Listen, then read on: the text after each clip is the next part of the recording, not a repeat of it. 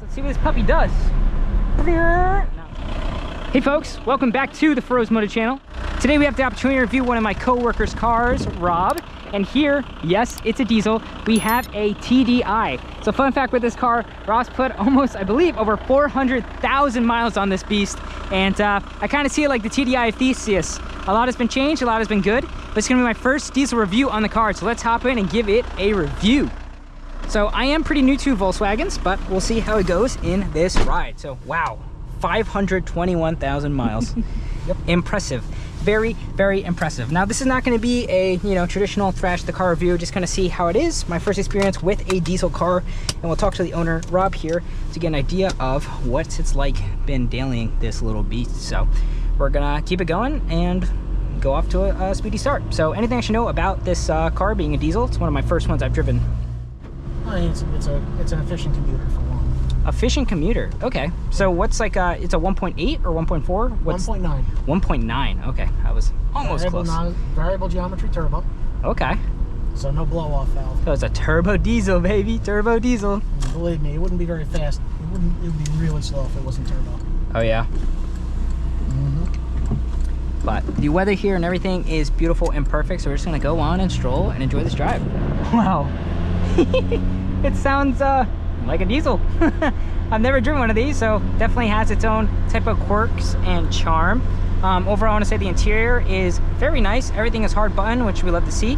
I think you kept this in immaculate condition for 500,000 miles. Steering wheel feels really good. All the gauge and everything seem to work.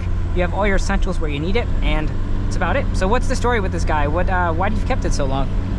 Still enjoy driving it. Yeah. What can I get that'll replace it? Yeah, it's a good point. What's I guess what's your favorite thing about it? The efficiency, or?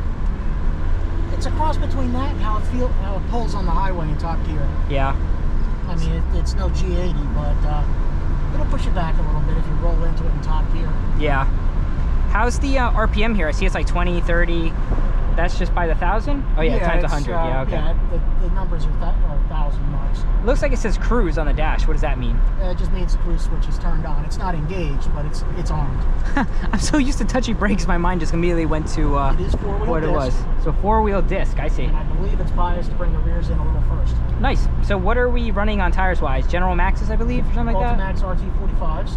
Ultimax RT45s. One notch wider than stock, so 205 60s 15. Okay, 205 60 15 you said? Mm-hmm. Nice. This chassis actually feels pretty playful. Definitely, we're not super low to the ground. Suspension is meant for more commuting and everything, so it's a bit soft, a bit roly-poly, but steering and everything seems one-to-one. The rack is a little slow, but it is just how it is for these types of cars. But interior-wise and everything, it's super comfortable in here. Don't have anything problems-wise. I could definitely see myself if I had to commute in this guy and have no problems. Anything bespoke or like niche with this car compared to other rivals in the market?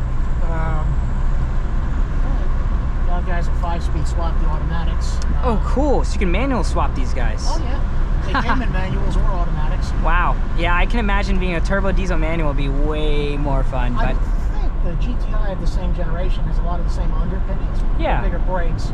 Yeah, I believe it. Options. But I think the suspension's similar, might be damped a little differently, sprung differently. Yeah. At this, 4/10s, 5/10s pace, I mean, it feels very comfortable and fine. Yeah, nice. I do get a little pulsing in the pedal. I'm not sure if that's just from the pad or something else, but...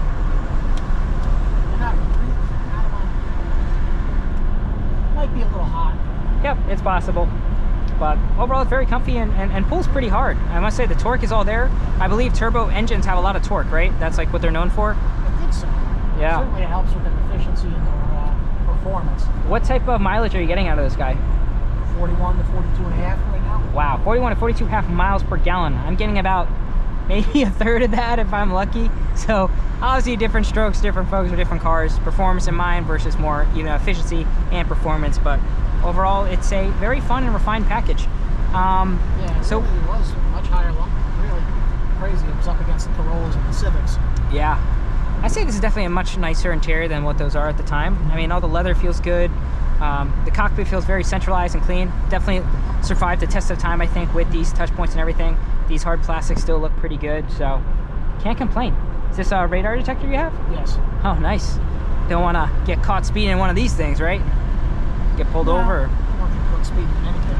Yeah. I'm sure this thing moves pretty fast once your foot's down on the pedal. It can, yeah. Yeah, we'll see maybe on the way back, but it's very comfy, very nice. Going straight, you can roll into it a little bit. Yeah. Oh, baby. So is it like a CVT that holds it out of gear? Or like, Nope. How does it work? Not a CVT. Nope. Traditional torque converter 4-speed. Ah, torque converting 4-speed. Okay, cool. Yeah, it just has such a like I don't want to say agricultural, but just has that like diesel like gruff noise that you're getting on power. It's a satisfying noise and sound. Okay, let's brake a little here. Windows up on the highway, it's pretty quiet. Yeah, I bet. This thing's definitely probably a bit more fit, finish, and refined as it comes to the German way of things. How do you say, compared to like what the brand's doing now with these cars, what is it? It's still a Jetta, right? We still have Jettas in Volkswagen? Yeah. 4th generation. So, what do you think about the new ones these days? They're bigger. Yep. I haven't actually driven a new one. Okay. I mean, they look nice, but they've gotten bigger. And they don't sell turbo diesel ones anymore, right? Nah, I stopped doing that in 15 because of the emission scandal. Oh, yes, Dieselgate. That's what happened. Yeah, I mean, the more you step down, you definitely have the power, the torque. Compared to the 325 that I drove, that car definitely felt a bit more gutless when it came to the torque department. I think this won't leave you as struggling or handling as it goes. Do you know how much this car weighs? I want to say about 3,200, but Wow. I'd have to look it up. I'm not sure. 100%. Yeah, that's a good number. I think that's kind of the sweet spot for a car and chassis, because you could really, you know, taking 200 pounds out of a car doesn't seem too hard, but once you're starting super high like mine, around like 37, 38, you know, trying to get sub 3,000 pounds is going to be very, very hard. So overall, I think I do know that there is a market for performance for these guys. I'm assuming that would be the manual drivers in that aspect, but really fun car to just hoon around. You can tune them. Yeah. Upgrade the injector, upsize the injector nozzles. Whoop. You all right? Yeah, there's a bug on me. Oh yes, you. I guess what? That just dumps more fuel, or like how does it work? Yeah. It's more optimizing the fuel naps to make the most of the injectors. Oh wow. But yeah, you can get more performance out of that way. You can really wake them up. Yeah, I think I've seen a couple autocross guys really like wheel these guys around. But yeah, as I'm saying, this is definitely the manual guys. Ooh, Miata. 29, high 2,900 to low 3,100 pounds. Wow. Yes, that's the perfect amount of weight. I'm sure the automatic adds a bit more weight in the upper metric compared to the manuals, but still a great weight and size for a car. I think it is a shame that cars have gotten so big and so heavy. I know in some ways, I mean, me as a culprit of owning one, they are just so much safer, and the sound density, and you actually fit people in the back. But I think it just kind of gave them an excuse to get heavier, since they're just now not being as efficient with their metrics and packaging things. You could definitely get away with a lot of car and not having to be that big. I mean, I know this is considered like a subcompact car for today's standards, but you can still fit a lot of things. Like, it's very comfortable, very practical, very efficient, and a lot of people like to justify getting the next best thing and best thing, but companies are trying their best to sell you these best things, and by doing that, they throw in so much technology, so much weight, so much safety things, and that's how we ultimately just keep chasing this game of adding more power, which means adding more supporting mods for things, and then it just keeps escalating and escalating. So I don't think it's ever going to change. I mean, now with EVs and everything, hopefully with the battery technology, it's going to start getting a little better with packaging, weight, and such, but I think we're still a little bit ways off from there. But overall, I'm just very happy with this this whole setup. It's super comfortable, like I said. Gets all the power you really need. I mean, I know it's, you know, considered like boring in some ways, but I mean, what else do you want from a car that just does what you want it to do? This is like a Swiss Army knife that just, you pull it out when you need to do something and gets the job done, get you home and a smile on your face, and you're good to go. 600 miles between fill-ups ain't bad either. Yeah, that is, I mean, that is tough. I don't even know like modern cars that do that today. Are there still cars that get like 600-mile range? I have no idea. Might be able to pull it off in a Kia. Maybe. I would think like the hybrid, I know like the hybrid Civics get like 50 plus mpg, so, but I don't know how big the tanks are. Like, how big's the gas tank in this guy? 14 and a half. Okay. Yeah, most are like 12 or like not even 13, 11 gallons, so. Nice thing is, because diesels don't have evap systems, I can fill it all the way up to the brim. Oh, you're right, so you don't have to worry about that. Another gallon and a half or so. Wow, that's another little plus there. Not bad. But yeah, this is just a super chill video. I know for you guys who are primarily my content here for, you know, manual fun rear-wheel drive, or, you know, enthusiast cars, but if you're still in the market for one of these, or, you know, have a special place in your heart for one of these guys, I can't see why not to give it a shot. But we're gonna head back now, just mosey around and get back to our destination with the rest of the crew. All right, guys, let's see what this puppy does. No, I'm just kidding. I respect to Rob and everything, and I just don't know if these tires can do it, but we're just gonna, you know, push a little harder, but we'll see how she does in these turns and such. It's one of my favorite roads, as you guys know. Just really the best spot to test a car's attributes. You have the long straights, you have the tight turns, you have braking zones, you have cornering, hairpins. I mean, what else could you ask for a driver's paradise? Of course, you'd be like, well, you know, the racetracks are better there, but this is just my backyard and I get to enjoy it in some ways. Obviously respect the area, people, animals. We did see a lot of squirrels today, which thankfully they stopped running around and killing themselves. I saw a turkey, a deer that was like literally right here, and some other things, so pretty awesome. Jose and his Type S, what an awesome car. Yeah, man, what a privilege to drive all these cars, man. I'm just so grateful to have this opportunity to do this. Get to really get a taste and flavor of everything that's out there. Even this is like one of my first Volkswagens that I've experienced, so pretty cool to get to wring this guy's neck a little bit. So this is all-wheel drive? Front only. Oh, front only. Oh, okay. It's not even independent rear, it's a twist beam. So what does that mean? If I hit bumps, it's gonna probably get unsettled, or? Well, it's a torsion beam. Oh, torsion's actually, I've heard, pretty good. Beam. Like, I know the Honda Fits. It's kind of a mix of both. I know the Honda Fits are torsion beam in the back, and they're pretty stout. That sounds so cool. Just letting her eat at the top. Boom. Yeah, definitely a momentum car, if anything, guys. Got to use all the power you got. Tight little hairpin here. Front-wheel drive's interesting. I've been driving now, yeah, like, I mean, the GR's kind of front biased. The Integra's front biased. It is fun and it's outright, but you know me. I love my freaking rear wheel drive. It's just too good. This spot's always sketchy because it's like the trees over it, so it's always wet. I always push here when I get caught out, but it's good, man. This is really nice. Yeah, I mean, like, we're not going a slow pace, and it's taking it pretty well. What do you know the alignment you have on this guy? Pretty much factory specs. So it's probably like 1 degree, if that. I might have it in the glove box. I can look at that. Is this a McPherson car? Yes. In the front? Yeah. Yeah, McPherson front. Yep. Kind of the standard for most vehicles.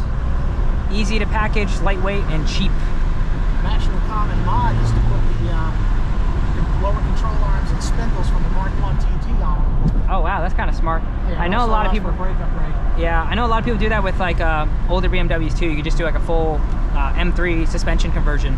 Because they're kind of all Legos at the end of the day. Like, every brand has their car, but once you figure out what they took from what, you can kind of piece together if you're creative. Yeah. Is there a lot of like forum support for this car, like a huge market, aftermarket wise? There's a couple of Volkswagen forums. The one I frequent is Fred's TDI Club. It focuses on the diesels. Okay.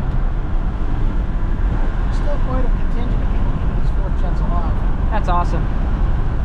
I mean, you're definitely living proof, man. This is I've not driven a car with this many miles before, and it being this buttoned down and everything. I mean, I do know you've put probably a lot of time and fighting to get it where it is now, but keeping up with the maintenance, replacing stuff as it wears out. Yeah, exactly. It's how it goes. All the suspension's been renewed in the last 2 years or so. Yeah. So all the bushings are tight. Wheel bearings are recent. Yeah, I mean, it's soft, but it doesn't feel like wallowy, like I'm really disrupting the suspension. Like, everything is just, it's at its level. It's very soft, but that's how it is. I like the slight weight to the steering, too. Yeah, it's got a nice little... The gases are a little lighter than I think if I remember from the same generation. It's the extra weight of the diesel.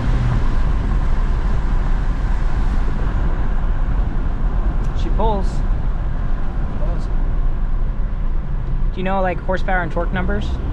Stock, 90 horsepower. Wow. 155 pound-feet, but it peaks at 1900. Holds out to about 3,000. Wow. So yeah, the most out of it about 26 to 2,800 in top gear. 90 horsepower, wow. Yeah, I feel it. Yeah, it feels good. So that's what you're talking about, highway, like once you get to that topper gear, you just let it eat. Yeah, it'll lead up the highway like nothing. It's kind of what it's built for, right? Efficient at that 8 spot? Yeah. Hell yeah. Heck yeah.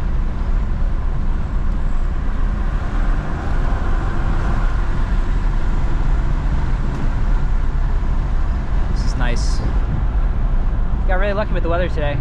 Sure did. It's a little like rough, but I had a feeling it would be like this nice at the end. Perfect temperature. Yeah, this is like perfect, yeah. Summer, fall-ish. My friend from that bump before they fixed it, my friend knew his buddy bought like the rear just suspension spun out right into a tree. No good. Gotta be careful. But it's yeah, great road, great day, great time. And we'll just get to the spot. So all right, that about does it for this review. I'm not gonna get all the way to the end here, but thank you guys so much for watching. If you enjoy this content or are a diehard fan of one of these cars or come to appreciate it, please let me know down below in the comments. If you have any questions, of course, Rob will be here to answer them for you down there. So once again, thank you so much for watching. If you enjoy this content, please don't forget to like, comment, and subscribe. This is your host, Feroz Moto, and I'll catch you in the next video. Peace.